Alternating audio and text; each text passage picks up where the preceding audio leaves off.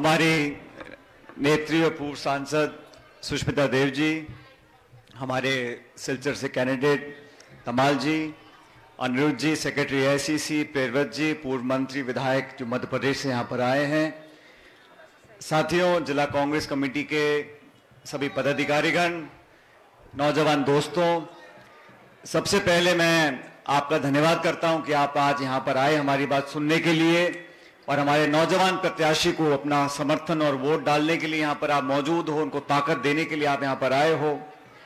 सुष्मिता जी, मैं जब यहाँ पर लैंड कर रहा था हेलीकॉप्टर से इस स्टेडियम के अंदर, तो मैंने आपके पिताजी का नाम देखा और आज मैं सबसे पहले उनको याद करना चाहता हूँ, स्वर्गीय संतोष मोहन देव साहब को, जिन्होंने न सिर्फ इस शहर को, सिलचर को, लेकिन आसाम को एक मजबूत पहचान दिल्ली में दिलाई थी।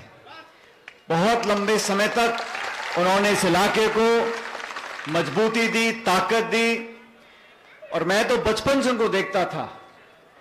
और मुझे अभी हम लोग चर्चा कर रहे थे कमरे के अंदर, तो मैंने किसी को कहा कि सुष्मिता जी संतोष मोहन देव जी के रास्ते पर चल रही हैं, लेकिन जिस मजबूती से और जिस दबंगी से इन्होंने काम किया अपने जीवन में, हमें उस रास्ते को अपनाना पड़ेगा।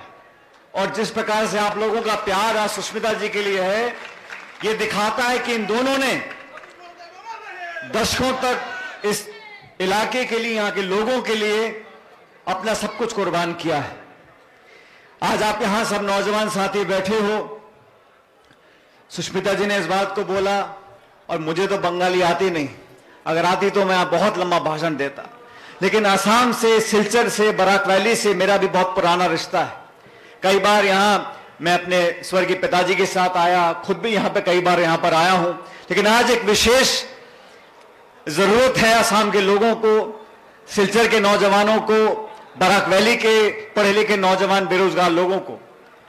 जैसा पहले कहा, सबसे बड़ी चुनौती, सबसे बड़ी जरूरत आज देश और आसाम को है तो रोजगार की है। और हमारी पार्टी ने जो 5 वादे किए हैं, उसमें सबसे महत्वपूर्ण वादा आसाम की जनता के लिए यह है कि जो रोजगार हैं उनको पैदा हम कैसे करेंगे।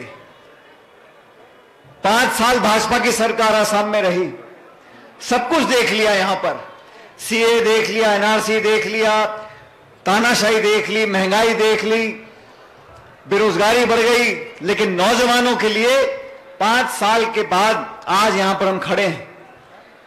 लोग बदलाव चाहते थे, 5 साल पहले बदलाव हुआ।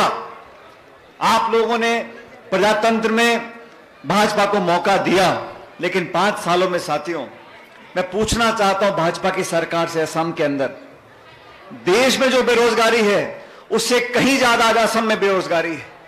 उस बेरोजगारी को खत्म करने के लिए जो वादा कांग्रेस पार्टी ने किया है उस पर हम कायम हैं, और जब सरकार कांग्रेस पार्टी की बन जाएगी तो सुष्मिता जी और मैं आपको वादा करते हैं जितने भी रोजगार देने हम लोग देंगे। लेकिन जरूरत है कि आप लोग बहके ना, आप लोगों को सोच समझ कर अपने वोट का उपयोग करना पड़ेगा।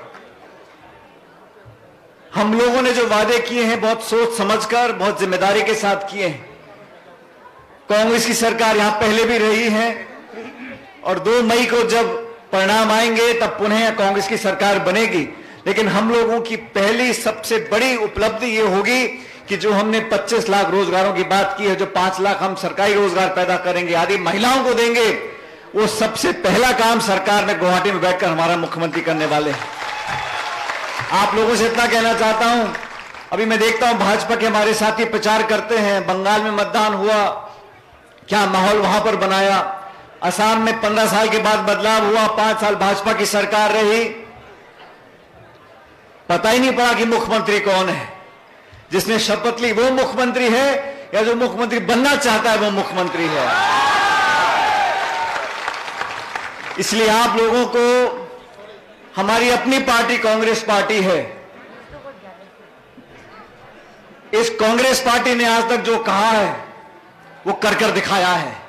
वादा तो बीजेपी ने भी किया था सरकार बनने से पहले कि 25 लाख नौकरी दे देंगे, और नौकरी दी है कोई 50-60 हजार। लेकिन हम लोगों ने सिर्फ आश्वासन नहीं दिया, हम लोगों ने वादा किया है, हम लोग गारंटी करते हैं कि जो 5 लाख सरकारी नौकरी है वो मिलेंगी और ये लिखित में वादा है, इसको पूरा हम लोग करेंगे, इस बात का मैं आपको आश्वासन देता हूं। आज आप लोगों से यहां मिलने का मौका मिला, नौजवान साथी यहां पर आए हैं, आप में जो ऊर्जा है, जो माहौल है, जो नौजवान उम्मीदवार सुष्मिता जी ने, राहुल जी ने, सोनिया जी ने दिया है, उसको अब जिताकर भेजेंगे और भारी बहुमत से जिताकर भेजेंगे, ताकि सरकार जो कांग्रेस पार्टी की बने उसमें सिलचर का प्रतिनिधित्व होना चाहिए। ये जिम्मेदारी आप लोगों की है। बहुत उमंग और उत्साह से आप लोगों ने हमारा स्वागत किया, उसके लिए बहुत बहुत धन्यवाद। जय हिंद, राम राम साहब।